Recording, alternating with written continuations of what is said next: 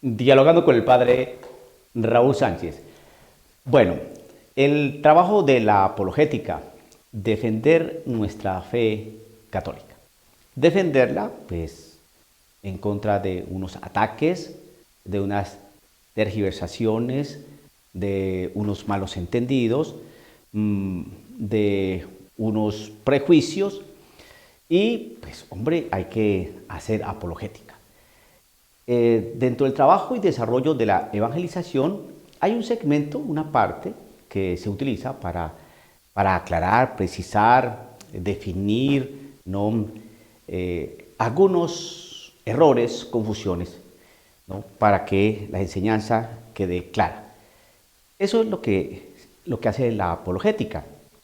La apologética no tiene otro sentido más que aclarar, ¿no? Presentar la verdad de unos hechos, de unos testimonios, de unas narraciones, de una tradición, de lo que leemos en la Sagrada Escritura, de lo que enseña el magisterio, para que se hable la verdad, para que se exprese la verdad.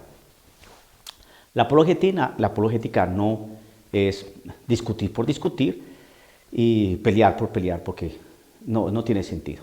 Es una disciplina seria que, bien tratada, bien desarrollada, pues nos va a llevar a la verdad y a esclarecer muchas confusiones, muchos errores. Bien.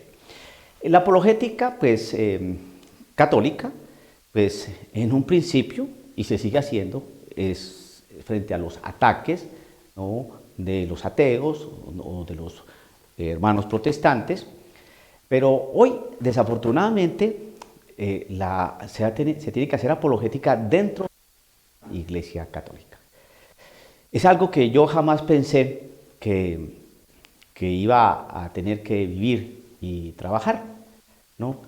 Pero si nos acordamos que desde un principio, por ejemplo, en el siglo III, ¿no?, pues con Arrio, por ejemplo, pues Arrio era católico. Llegó un momento en que empezó a presentar unos enfoques, ¿no?, distintos del que estaba enseñando y había habido la Iglesia Católica frente a la realidad de Dios. Y ahí empezó un gran problema. Entonces, él, siendo católico, pero empezó a decir cosas que ya empezó a apartarse de la doctrina, ¿no? Y entonces ya uno dice, no, espérese un segundo, que aquí ya empezó a dejar de ser católico. Pues bien, resulta que hoy en día, analizando la Sagrada Escritura, cuando leemos que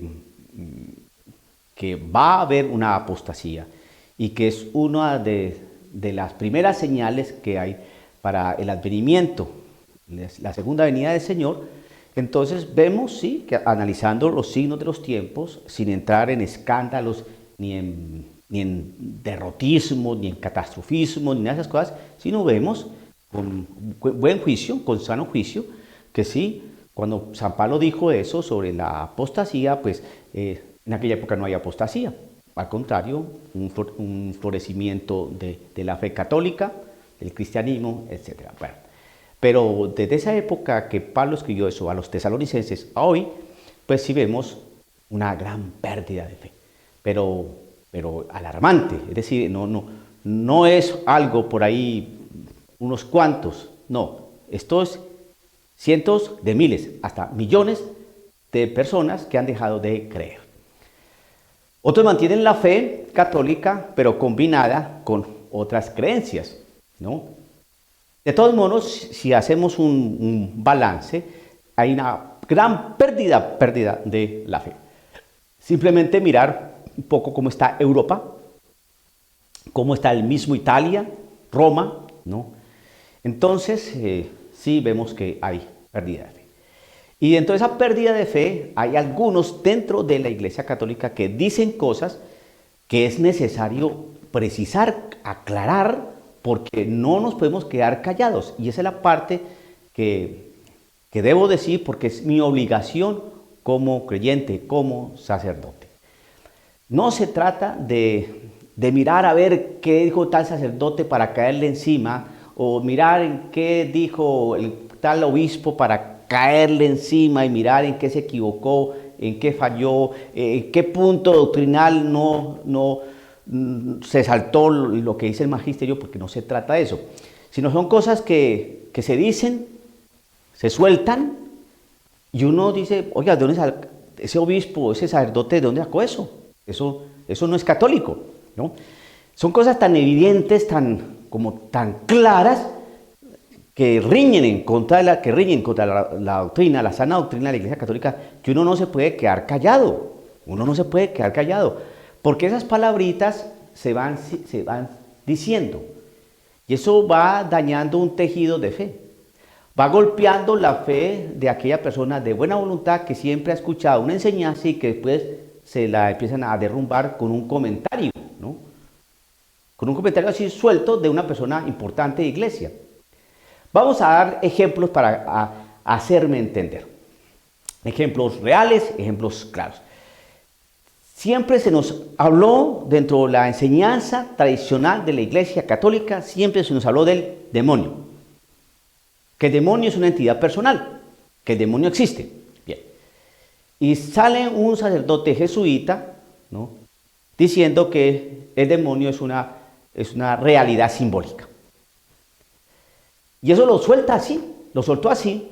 Entonces, eso que se dijo, que se dice de esa manera, dejarlo pasar, no ponerle atención, no hacerle caso. No, espera un segundo, hay que hacerle caso. Hay que hacerle caso porque lo dijo. Y el problema es el siguiente, que así como este propósito general de los jesuitas dijo eso, que el demonio era una realidad simbólica, así como él piensan muchos. ¿O ustedes creen que es el único que piensa así? ¿Ustedes creen que es el único, que este sacerdote jesuita es el único que piensa que el demonio es una realidad simbólica? No. Y entonces es donde hay el problema. Y si él solo lo soltó así, no públicamente, lo ha soltado privadamente y junto con él otros que piensan igual que él.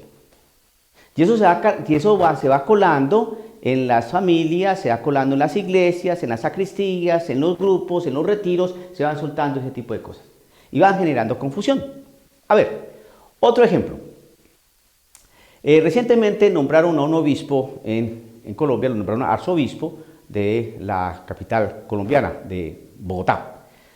Y en una entrevista por parte de una emisora muy seria de Colombia, pues le preguntaron sobre también la realidad del demonio, si la injerencia del demonio, todas estas cosas que está viviendo el mundo por el COVID-19. Y este obispo importantísimo, pues dice, fíjense que yo no creo mucho en el demonio. Mire, esas son cosas que la iglesia siempre ha creído en el demonio. Por eso la iglesia tiene exorcistas. El Señor Jesucristo expulsó demonios. Es decir, que llega un hombre y dice, yo no creo mucho en el demonio, es como decir, mire, yo no creo mucho en los ángeles. Es decir, que una cuestión que es dogma, su expresión la convierte en opinión. Claro, la gente de pronto no se da cuenta de eso y dice, pues sí, pues cada uno es libre de creer lo que quiera, pero es que resulta que en cuestiones de fe y de dogma, la opinión aquí sale sobrando. Otro ejemplo, tenemos el dogma de la virginidad de la Santísima Virgen, ¿no? Y en un programa invitan a una religiosa, una dominica, y en este programa un tal entrevistador Risto, allí en España, le hace diferentes preguntas y entre esas pues sobre María, José. Y llega esta religiosa y dice, bueno, a mí me parece que María estaba muy enamorada de San José y que tuvieron sus relaciones sexuales como cualquier pareja, cualquier matrimonio. Eso lo soltó. Y así como piensa esta religiosa, piensan otras tantas. Y eso se va filtrando en las catequesis y se filtra así en un programa de televisión y eso crea confusión. ¿Qué hizo esta religiosa? Que el dogma de la virginidad de la Santísima Virgen, ella lo pasó por encima. Entonces, usted se está dando cuenta que son cosas que se dicen públicamente, están en los medios de comunicación, riñen en contra de la sana doctrina y del dogma de la Iglesia Católica, y entonces uno como sacerdote no se puede quedar callado. Porque quedarse callado, silenciarse, ¿es qué? Es ser cómplice de algo que no está bien. Cómplice de alguien que quiere cambiar la doctrina. Cómplice de varias personas que quieren cambiar, ¿no? Tergiversar o confundir lo que la iglesia ha venido enseñando durante 2000 años de magisterio, de enseñanza de doctrina. Son cosas que yo no me invento, están allí. Otro, la iglesia católica siempre ha enseñado y ha valorado la realidad de la familia, ¿no? La pareja, el hombre y la mujer. Y Dios desde un principio creó hombre y mujer. Varón y mujer los creó. Dejará entonces el padre a su madre, dejará el hombre pues a su padre y a su madre, se unirá a su mujer y los dos serán una sola carne. Eso lo ha enseñado la iglesia desde siempre. Pero viene otro jesuita y dice que no, que la iglesia católica no ha entendido muy bien todo este aspecto de la sexualidad humana. Y que hombre con hombre vale y mujer con mujer también. ¿Por qué no? Se dicen ese tipo de cosas y uno cómo se va a quedar callado. No se puede quedar callado. No se puede quedar callado. Ahora bien, por ejemplo, esto último, ¿no? Vamos a rezar todos. Se hace una invitación para que rezar todos. ¿Quiénes son todos? Hombre, pues todos los hombres de buena voluntad, todos los credos, los budistas, los hinduistas, los del Islam, los protestantes, los católicos, los que creen en la Pachamama, etcétera, etcétera. Todos están invitados a orar para que este virus, esta pandemia tan pavorosa, pues se suspenda. Entonces cada uno ora y vamos a orar a Dios. Entonces se hace una pregunta. ¿No podemos rezar al Padre de todos? Al Padre de todos, porque todos somos hermanos. Entonces eso se suelta así y uno dice, hombre, es una maravilla, rezar todos, vamos a rezar todos. Todos vamos a orar por una pandemia para que pase. Claro que sí. ¿Hay algo de malo en eso? Nada de malo en eso. Bueno, ¿dónde está el problemita? En la pregunta, ¿no podemos rezar al Padre de todos? Al Padre de todos. Ahí es donde está el problema. El Padre de todos. Siempre nos dicen que el Padre de todos porque existe una fraternidad universal. Y yo me he cuestionado, pero me sigo cuestionando. Muéstrenos al papá. Si existe una fraternidad una fraternidad, no, universal, y nos invitan a orar para que esta pandemia, para todos estos problemas que hay en el mundo pasen, y cada uno puede ser coherente con su fe y ora a Dios, que es el Padre de todos. Entonces, uno en sana lógica pregunta, muéstrenos a ese papá. Si existe fraternidad universal, muéstrenos al papá. ¿Quién nos muestra al papá? Queremos conocer a ese papá. No nos quieren mostrar al papá. Ninguna religión nos quiere mostrar al papá porque no puede. La que sí puede es la Iglesia Católica y ahí ella se está quedando callada. Porque tenemos que ser sensatos y no podemos ser ingenuos, ¿no? Que si existe Dios para el budista, a ver, ¿cuál es el Dios del budista? Si la religión budía o la tradición, como no están hablando de religiones, se nos están hablando de tradiciones religiosas. Que la tradición budista nos muestre al Padre de todos. ¿Cómo? Si la tradición budista es atea.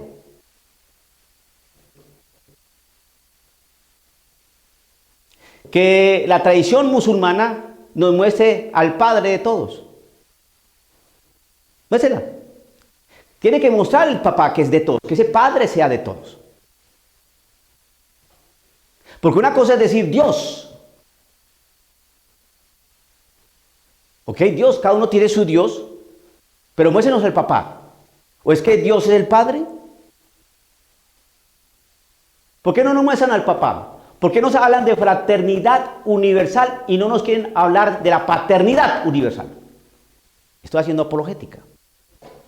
Les voy a decir por qué. Vamos a tomar los textos que nos pueden ayudar a dilucidar esta pregunta. Yo soy el camino, la verdad y la vida. Eso está en el Evangelio según San Juan capítulo 14, verso 6 en adelante. Yo soy el camino, la verdad y la vida. Nadie va al Padre sino por mí. Cristo Jesús es el único que nos puede llevar al Padre. Él sí nos puede llevar al Padre. Si me conocen a mí, dice Jesús, también conocerán al Padre. ¿Por qué no nos muestran al Padre? A ver, ¿dónde está ese papá de todos? Lo quiero conocer. Para podernos mostrar ese papá de todos, tienen que tocar a Cristo Jesús. Sigue el texto. Está en el verso 10 del capítulo 14 de San Juan. ¿No crees que yo estoy en el Padre y que el Padre está en mí? Le dice Jesús a Felipe. Otro, en su verso 11 del capítulo 14. Yo estoy en el Padre y el Padre está en mí. Dijiste Jesús. Es decir, que para poder conocer a esa paternidad, de esa fraternidad universal, tienen que tocar a Cristo Jesús. Vamos a otro texto. Filipenses, en su capítulo 2, verso 9 en adelante. Por eso Dios lo engrandeció y le dio el nombre que está sobre todo nombre, para que al nombre de Jesús, ¿cuál es el nombre que está sobre todo nombre? Jesús. Para que al nombre de Jesús se doble toda rodilla en los cielos y en la tierra y entre los muertos. ¿Y para qué dobla rodilla? ¿Cuándo es que uno dobla rodilla? No es para rezar. Cuando uno dobla rodilla es para rezar. Y toda lengua. Los budistas tienen una lengua, los musulmanes tienen otra lengua. Los cristianos tenemos una lengua, los judíos tienen una lengua. Y todas las religiones hablan una lengua. Y toda lengua proclame que Cristo Jesús es el Señor para gloria de Dios Padre. ¿Cuál Padre? El Padre que es de todos, según nos dicen. Por eso Dios lo engrandeció y le dio el nombre, que está sobre todo nombre, sobre Buda, sobre Alá, sobre Lao Tse, sobre Krishna, etcétera, etcétera. Para que al nombre de Jesús, se doble toda rodilla en los cielos y en la tierra y entre los muertos, y toda lengua proclame que Cristo Jesús es el Señor para gloria de Dios Padre. ¿Cuál Padre? Ese Padre que es de todos. A ver, me gustaría que un judío dijera a Cristo Jesús. Me gustaría que un musulmán dijera a Cristo Jesús, que nos muestra el Padre. Otro texto, vamos a mirar otro texto. Eso está en el Evangelio según San Juan, capítulo 8, verso 42 en adelante. Jesús les replicó: si Dios fuera su Padre, ustedes me amarían a mí. Le está hablando a los judíos. Porque yo he salido de Dios para venir aquí. No he venido por iniciativa propia, sino que Él mismo me ha enviado. ¿Quién lo ha enviado? El Padre. Porque no entiende mi lenguaje. ¿Por qué no entiende mi lenguaje? Porque no pueden acoger mi mensaje. ¿Cuál mensaje? Que Jesucristo está en el Padre y el Padre está en Jesús. Y el que ve a Jesús ve al Padre. Rechazan el mensaje, no se vuelven la cabeza, nos habla muy bonito. Es que hay que rezar todos. Todos vamos a rezar unidos. Para que pase esta pandemia. ¿No podemos rezar al Padre de todos? Quisiera que me dijeran cuál es el Padre de todos. Porque para poder hablar del Padre de todos, necesariamente tienen que hablar de Cristo Jesús, que es el único que nos puede mostrar al Padre. Pero no lo van a hacer. ¿Y por qué no lo van a hacer? Sume, multiplique, reste, divida y saque cuentas. ¿Por qué no nos van a hablar de Jesucristo? Esto es apologética, defensa de la fe católica con cosas reales que están en los medios de comunicación, pronunciamientos que se sueltan así nomás, y cómo nos hacen una invitación para rezar, porque es el Padre de todos. Entonces dice, yo quiero conocer a ese Padre. ¿Por qué no nos muestran al Padre? ¿Por qué nos hablan de una fraternidad sin paternidad? Eso está profetizado. Y claro, hablar con estas categorías y de esta manera, por favor, eso es crear división, eso es crear anarquía, eso es crear problema. Si nos estaban invitando era rezar, Padrecito, ¿para qué se complica la vida? Exactamente. Nos complicamos la vida porque resulta que nos las quieren simplificar para que aceptemos cualquier barbaridad. Y no es así las cosas. Las cosas no son así. Invito a cualquier persona que piensa así, de que la fraternidad universal, que me muestren a ese papá. Muéstrame en ese papá de esa fraternidad. Muéstrame la paternidad. Para poder hablar de paternidad necesariamente tienen que hablar de Cristo Jesús. Y si no hablan de Cristo Jesús, eso ya me pone a mí a pensar y me pone en sospecha. Dialogando con el padre Raúl Sánchez.